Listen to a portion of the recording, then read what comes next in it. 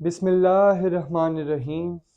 My dear class, मेरा नाम फ़रहाल बज़वारी है और आप जानते हैं 10th केमिस्ट्री में हमने अपना chapter number 15 that is environmental chemistry 2 water start किया हुआ है, जिसका लास्ट टॉपिक हम पढ़ रहे हैं वाटर बॉर्न इन्फेक्शियस डिसीज़ के नाम से, जिसमें हम फर्स्ट 7 डिसीज़ जो हैं वो डिस्कस कर चुके हैं। मैं यहाँ पर कुछ स्टूडेंट्स हैं जिन्होंने मुझे इसके बारे में बताया कि जी आप जो हेपेटाइटिस 6 नंबर डिसीज़ है according to our text book, आप उसके सिम्टम्स बताना जो है वो भूल गए हैं या आपने उसके सिम्टम्स नहीं बताए, क्या वजह है? मैंने उसको एक्नॉलेज किया है और क्लास में उधर से ही हेपेटाइटिस के सिम्टम्स जो नहीं बताए गए थे किसी वजह से, वट मैं वहीं से स्टार्ट कर रहा हूँ। फिर नेक्स्ट जो है वो हम आज अपने टॉपिक को इंशाल्लाह तबारक व तआला वाइंड अप भी करेंगे। हम स्टार्ट करते हैं। हेपेटाइटिस हमने स्टार्ट किया होता है, हेपेटाइटिस के बारे में हमने चंद एक बातें की थी, मैं दोबारा से कॉल कर देता हूँ रिकॉल। हेपेटाइटिस हेपेटाइटिस में क्लास हमने बात की थी कि it cause due to virus. 5 तरह के वायरसेस हमने पढ़े थे, hepatitis A B C D and E, और मैंने वहां पे बताया था कि जो ए और आपके पास हेपेटाइटिस ई है, it causes due to contaminated water. ये कंटेमिनेटेड वाटर की वजह से हमारे पास जो है वो कॉज होते हैं। सिम्टम्स हमारे पास इसके रह गए थे, याद रखिएगा। नॉर्मल फ्लू, इसमें नॉर्मल फ्लू हमें हो जाता है। वॉमिटिंग, पेन इन बेले, आपकी नाफ जो है, ठीक है, वहां पर आपको पेन होती है। इसके अलावा लॉस ऑफ एपिटाइट, भूख का ना लगना, फटीग, सुस्ती, और इसमें जो आपका यूरिन का कलर है, याद रखिएगा कि वो डार्क कलर हो जाता है और जो स्टूल होता है वो लाइट कलर का हो जाता है। इसके अलावा आपकी जो स्किन है उसकी पिगमेंटेशन येलो हो जाती है, और इसके अलावा जो आईज हैं वो वाइट हैं। तो मैं ऐसे स्टूडेंट्स को हमेशा अप्रिशिएट करता हूँ जो एक एक चीज़ को बड़े फोकस होकर देख रहे हैं, क्योंकि उन्होंने देखा कि सारी डिसीजेस के सिम्टम्स हैं, इसके नहीं है। तो ये उन्होंने जो है वो बाकियों का, आप कह लें, उनके लिए ये बड़ी कारआमद साबित हुई है बात। हम आगे 8 डिसीज की तरफ मूव करें। 7th में पढ़ा चुका था आपको, डेट इज पे, ठीक है, कि हुकवर्म जो है वो हमारे पास क्या है। मैंने उसमें आपको बताया 2 मेन स्पीसीज हैं, साइक्लोस्टोमा ड्यूडिनेल और आपके पास नेक्टर अमेरिकैनस। एनी हाउ, जॉन्डिस पे हम बात कर रहे हैं। जॉन्डिस हमारे पास जो है वो क्या है, नंबर 8 डिसीज। मैं आपको चंद एक बातें बताता हूँ इसके बारे में। बाइल पिगमेंट्स, बाइल पिगमेंट्स आपके पास जो है ये क्या होते हैं, सारी की सारी डिस्कशन मैं इस पर आपको अंडरस्टैंड करवाना चाहता हूँ कि ये एक्चुअली हमारे पास क्या होते हैं, जरा समझें। क्लास के बाइल पिगमेंट्स हैं क्या, मैं आपको बताऊँ भी तो सही ना, क्योंकि जनरल नॉलेज बेस्ड बातें हमने करनी है। इनका क्या ताल्लुक है, क्या सारी की सारी डिस्कशन है, वो मैं यहाँ पे बता रहा हूँ। जरा तवज्जो करें। यहाँ पे देखें, मैंने आपके साथ जो है वो एक पिक्चर शेयर किया। This is bile pigment. What is bile pigment?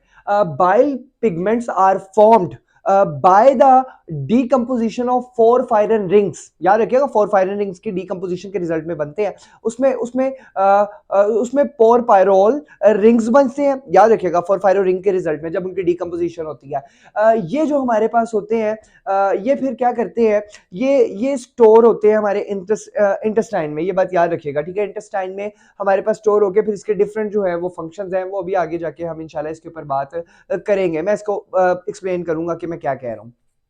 Okay, याद रखिएगा। मैं एक और बड़ी इंपॉर्टेंट बात आपके साथ डिस्कस करता हूँ। देखिए जरा दोबारा, यहाँ पर फोर फायरन रिंग के बारे में मैंने अभी आपको बताया। फोर फायरन रिंग एक्चुअली क्या होता है, इसका फॉर्मूला भी याद रखिएगा, date is C20 H12 and N4, ठीक है। यहाँ पर मैं इसके बारे में बड़ी इंपॉर्टेंट यहाँ पे बात करूँ। मैंने दो स्ट्रक्चर्स आपके साथ शो किए हैं, जरा देखें।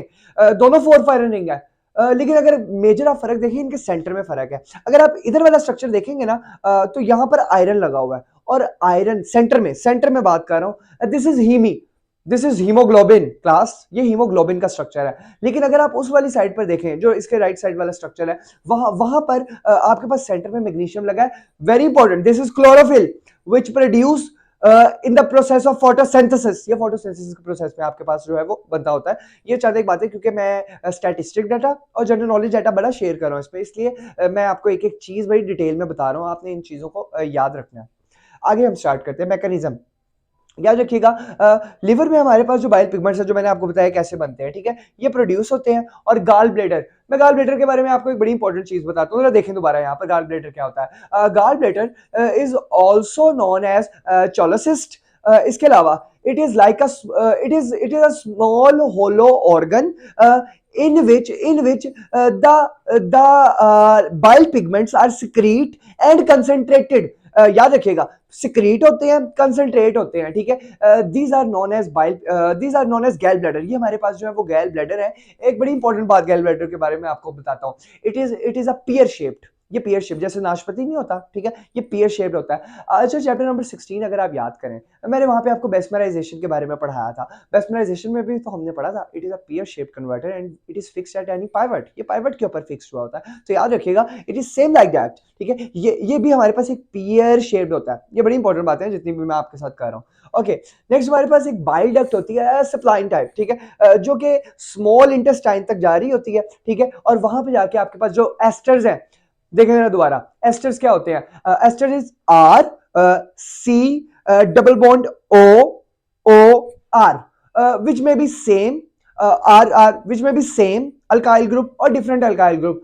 ये अल्काइल भी हो सकते हैं, ये एराइल भी हो सकते हैं। मैं बड़ी इंपॉर्टेंट डिस्कशन कर रहा हूं, जरा समझिएगा, ठीक है। These are esters, these are fatty acids. Chapter number 13 biochemistry में आपने पढ़ा है व्हाट आर लिपिड्स। लिपिड्स आपके पास जो है वो क्या होते हैं? तो lipids are the fatty acid, fatty acids are the building block of lipids. Fatty acids क्या होते हैं? These are aliphatic monocarboxylic acid. मैं बड़ी इंपॉर्टेंट बात कर रहा हूं आपके साथ, बहुत important. Fatty acids are the aliphatic monocarboxylic acid. मैं एक ना स्टेटमेंट यहाँ पे आपको समझाने के लिए बोल रहा हूँ, जरा समझिएगा मैं क्या कह रहा हूँ। अच्छा, जरा समझे, एस्टर्स लिपिड्स हमारे पास जो है वो क्या होते हैं? याद रखिएगा, every fatty acid is a carboxylic acid, but not every carboxylic acid is a fatty acid. हर fatty acid, because fatty acids are the aliphatic monocarboxylic acid. समझे मेरी बात को? हर फैटी एसिड तो कार्बोक्सिलिक एसिड है, लेकिन हर कार्बोक्सिलिक एसिड जो है वो फैटी है। जरा देखें यहाँ पर, ये जो मैंने आपके सामने शो किए हैं 3-4, ये फैटी एसिड्स हैं। जैसे जैसे ये अगर आप देख रहे हैं, दिस इज फॉर्मिक एसिड। याद रखिएगा, मोनोकार्बोक्सिलिक एसिड मैंने कहा था, जिनमें मोनो कार्ब और एलिफैटिक स्ट्रेट चेंज होते हैं, ठीक है। This is formic acid. फिर आपके पास दिस इज एसिटिक एसिड, और फिर इसके बाद अगर आप नंबर 3 पे देखें, this is propionic acid, that is propanoic acid. फिर आपके पास ब्यूटेरिक एसिड, ठीक है, that is butanoic acid, that is then valeric acid, that is pentanoic acid, then caproic acid, very important class, very important caproic acid, ठीक है, जिसको हम हेक्सानोइक acid भी कहते होते हैं। ये बात याद रखिए। इसके अलावा पाल्मिटिक एसिड, आपके पास स्टेरिक एसिड एंड अलोइक एसिड, याद रखिएगा, ये बड़े इंपॉर्टेंट है जितने भी मैंने आपके साथ डिस्कस किया। Okay, they represent in colour compound. जब ये स्मॉल इंटेस्टाइन में एंटर होते हैं ना, गैल ब्लैडर से स्मॉल इंटेस्टाइन में जाके ये वहां पे डीकंपोज होते हैं, और डीकंपोज होके इनका जो कलर होता है वो ब्राउनिश येलो कलर हो जाता है। ये वेस्ट के तौर पर हमारी बॉडी में से निकलते होते हैं, ठीक है। यहाँ पे मैंने लिखा भी है, जो बिलिरुबिन होता है, याद रखिएगा, इट इज अ येलो और orange colour compound, black brownish yellowish आप कह सकते हैं, ब्राउनिश ऑरेंज। इसके अलावा जो बिलिवर्डिन होता है ये ऑक्सीडाइज फॉर्म में होता है and its colour is green, ये ग्रीन कलर का होता है। नेक्स्ट हमारे पास एक स्पेसिफिक स्ट्रक्चर भी है, that is conjugated bilirubin structure. उसको भी आपने जो है वो याद रखना है। All are bile secreted species, ये जितने भी हैं ये बाइल सिक्रेटेड स्पीसीज हैं। What are its symptoms? इसके सिम्टम्स क्या है? आईज जो है वो येलो हो जाती हैं, liver function damage, weakness, fatigue, urine का कलर डार्क हो जाता है, vomiting, weight loss and fever. Treatment में अगर मैं बात करूं, आयरन सप्लीमेंट्स जिनमें आयरन आपके पास मौजूद हो, डेट सप्लीमेंट्स, ठीक है, स्टीरॉइड्स वगैरह, ठीक है, ये एट इंस्टेंट तो आपको इनहेंस कर देते हैं, लेकिन याद रखिएगा ज्यादा क्वांटिटी में भी यूज नहीं करना, ठीक है, उससे स्टमक अपसेट वगैरह बहुत ज्यादा हो सकता है। आयरन रिच फूड्स जिसमें आयरन बहुत ज्यादा क्वांटिटी है, जैसे लीफी ग्रीन वेट्स, ठीक है, स्पिनिच हो गई, ब्रोकोली एटसेट्रा वगैरह, ठीक है, ये हमारे पास आयरन। इसके अलावा स्टीरॉइड्स मेडिकेशन, जो स्टीरॉइड्स होते हैं, जो बूस्ट एनर्जी आप कह लें मेडिसिन हैं, ठीक है, बूस्ट मेडिकेशंस के तौर पर यूज होते हैं। एंटीवायरल, ये मैं बता चुका था आपको, एंटीवायरल मेडिसिन मैंने आपको हेपेटाइटिस में ही पढ़ाते हुए इसके बारे में बताया था। एंटीवायरल मेडिसिन आपके पास जो है वो चंद एक मैंने आपके साथ डिस्कस भी की थी, एड्यूफोविर, लिमिविडीन, ठीक है, हेस्पेरा वगैरह एटसेट्रा, ठीक है, ये मैं बात आपके साथ कर चुका हूँ। हमारी लास्ट डिसीज है that is typhoid. What is typhoid? Typhoid हमारे पास क्या है? टाइफाइड के कॉजेज अगर हम बात करें, it is a bacterial disease, very important MCQs कि टाइफाइड जो है वो हमारे पास क्या है, तो याद रखिएगा it is a bacterial disease. ये एक बैक्टीरियल डिसीज है। क्या नाम है उस बैक्टीरिया का? याद रखिएगा, साल्मोनेला एंटेरिका सीरोटाइप टाइफी। ये देखें यहाँ पर मैंने आपके साथ स्क्रीन पे भी शो किया, that is Salmonella enterica serotype Typhi, ये हमारे पास जो है वो उस बैक्टीरियल डिसीज का नाम है जो कि टाइफाइड को कोज करता होता है। बड़ी इंपॉर्टेंट बात, जरा देखें इसके बारे में हमें कम से कम 6 और 30 डेज के दरमियान हमें पता लगता है। ये बात याद रखिएगा, इसके सिम्टम्स बड़े लेट जो है वो शो होते हैं, जिसकी वजह से इस डिसीज को डायग्नोस करना थोड़ा मुश्किल होता है हमारे लिए। इसके अलावा ये किसकी वजह से, it causes due to contaminated water, मैं इसके बारे में बता चुका हूँ। वो पानी जो पीने के लिए काबिल तो नहीं है, लेकिन अदर पर्पज के लिए हम इसको इस्तेमाल कर सकते हैं। आगे हम मूव करते हैं। मैकेनिज्म, मैं मैकेनिज्म समझाऊंगा आपको डिटेल में जरा कि मैकेनिज्म इसका क्या है। मैंने पॉइंट्स की सूरत में लिख दिया ताकि समझाने में आसानी हो। रप्चरिंग स्मॉल इंटेस्टाइन, ये सबसे पहले हमारे स्मॉल इंटेस्टाइन की रप्चरिंग करता है, ठीक है। रप्चर यानी कि आप कह लें वहां से स्किन को रप्चर करता है, उतारता है, ठीक है, चीरता है जैसे, ठीक है। और एंटर इन ब्लड, और ये ब्लड में आपके पास जो एंटर हो जाता है टेम्परेरी, आरजी तौर पर।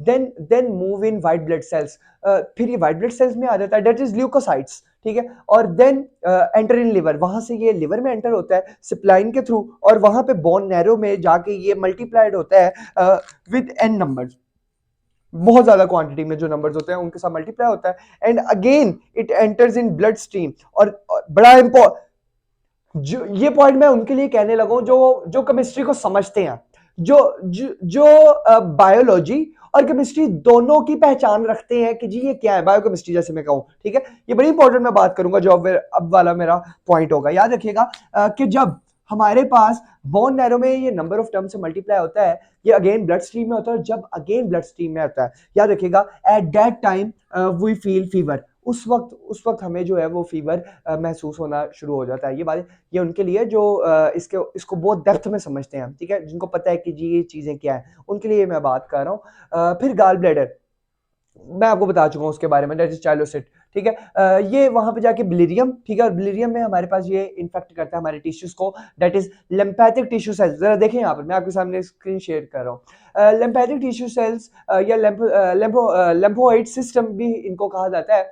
इसके बारे में चंद एक बातें आपने याद रखनी है। इसका फंक्शन क्या होता है, एक तो याद रखिएगा it circulate our system, immune system even to with the help of air. Air, बड़ी इंपॉर्टेंट बात मैं कर रहा हूँ, एयर को ये लेके चलता है, याद रखिएगा, for the movement and circulate the blood and oxygen to throughout the body from head to toe. ये बात याद रखिएगा, ये बड़ी इंपॉर्टेंट बातें हैं।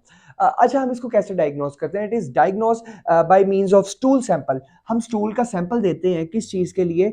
इसके आइडेंटिफिकेशन के लिए। इसको आइडेंटिफाई अगर करना हो ना तो हम स्टूल का सैंपल लेबोरेटरी में देते होते हैं, जिसके थ्रू फिर पता लगता होता है हमें कि आइदर इट कॉज और नॉट, या आइदर डायग्नोस और नॉट।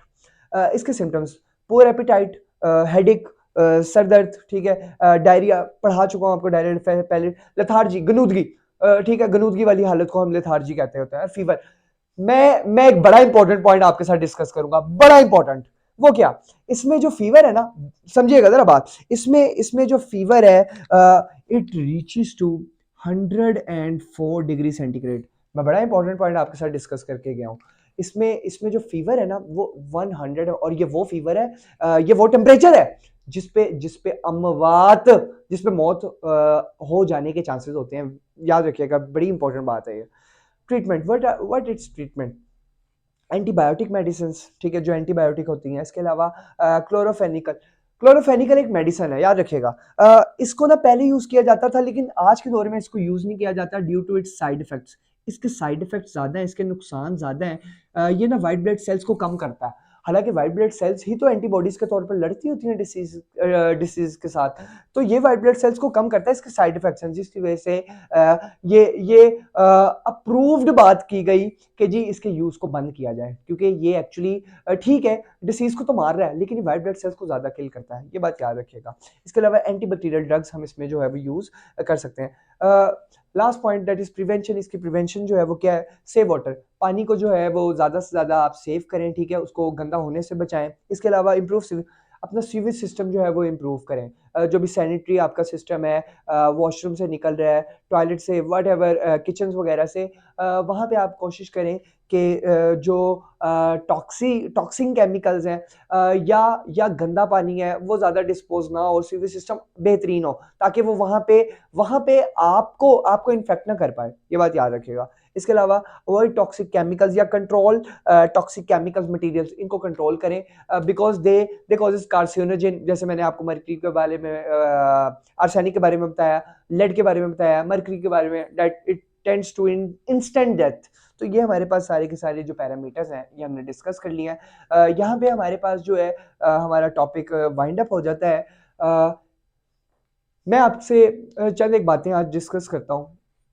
याद रखिएगा, ये बातें जो है मैंने जितनी भी की हैं ये जनरल नॉलेज बेस्ड है।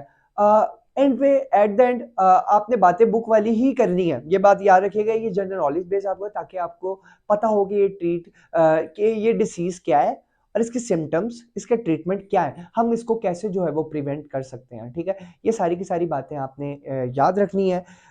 जितनी भी हैं, मेरी कोशिश थी कि मैं आपसे एक एक बात डिटेल में यहाँ पे करूँ, और मैंने आपके साथ की भी है। तो मेरी दुआ है अल्लाह ताला आप पर अपना फजल और करम फरमाए। अस्सलामु अलैकुम व रहमतुल्लाहि व बरकातुहू।